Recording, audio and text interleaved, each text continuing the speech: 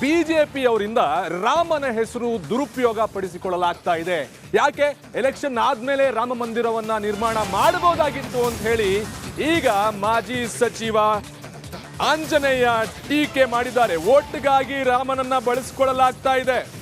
ರಾಮನ ಹೆಸರು ಹೇಳಿ ಎಲೆಕ್ಷನ್ ಗೆಲ್ಲೋದಕ್ಕೆ ಪ್ಲಾನ್ ಮಾಡ್ತಾ ಇದ್ದಾರೆ. ಇದೇ ಮಾಜಿ ಸಚಿವ ಆಂಜನೇಯ ಅವರು ಹಿಂದೊಮ್ಮೆ ಒಂದು ಹೇಳಿಕೆಯನ್ನ ಕೊಟ್ಟಿದ್ರು. ಸ್ವಲ್ಪ ದಿವಸಗಳ ಹಿಂದಷ್ಟೇ ನಮ್ಮ ಸ್ಮೃತಿ ಪಟಲಗಳನ್ನ ತೆಗೆದುಕೊಂಡು ಹೋದ್ರೆ ಹೇಳಿದ್ರು, ಸಿದ್ದರಾಮಯ್ಯನವರೇ ರಾಮ, ಅವರೇ ಎಲ್ಲದು, ಅವ್ರು ಯಾಕೆ ಬೇರೆ ಕಡೆ ಹೋಗ್ಬೇಕು ಅಂತ ಹೇಳಿದ್ರು. ಈಗ ಮತ್ತೊಮ್ಮೆ ಇಂಥದ್ದೊಂದು ಕಾಂಟ್ರವರ್ಷಿಯಲ್ ಹೇಳಿಕೆಯನ್ನ ಕೊಡ್ತಾ ಇದ್ದಾರೆ. ಬಿಜೆಪಿಯವರು ಸೇರ್ಕೊಂಡು ಏನು ಮಾಡಿದ್ದಾರೆ, ರಾಮನ ಹೆಸರನ್ನ ದುರುಪಯೋಗ ಪಡಿಸ್ಕೊಳ್ತಾ ಇದ್ದಾರೆ. ಓಟಿಗಾಗಿ ರಾಮನ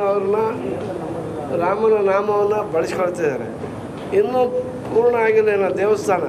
ಪೂರ್ಣ ಆದಮೇಲೆ ಎಲೆಕ್ಷನ್ ಆದಮೇಲೆ ಮಾಡಬೇಕಾಯ್ತು. ಅವರು ತಾರಾತುರಿಯಲ್ಲಿ ಮಾಡ್ತಿರೋ ಉದ್ದೇಶ ಏನಂತಂದರೆ, ರಾಮನ ಹೆಸರು ಹೇಳ್ಕೊಂಡು ನಾವು ಓಟ್ ಪಡಿಬೋದು, ರಾಮನ ಹೆಸರನ್ನ ನಾವು ಬಂಡವಾಳ ಮಾಡ್ಕೋಬೋದು, ಮಾರ್ಕೆಟಿಂಗ್ ಮಾಡ್ಕೋಬೋದು ಅನ್ನೋ ಒಂದು ದುರುದ್ದೇಶದಿಂದ ಬಿ ಜೆ ಪಿಯವ್ರು ಮಾಡ್ತಕ್ಕಂಥ ಪೂಜೆಗೆ ನಾವು ಹೋಗಲ್ಲ ಅಂತ ಹೇಳಿದ್ವಿ ಅಷ್ಟೇ.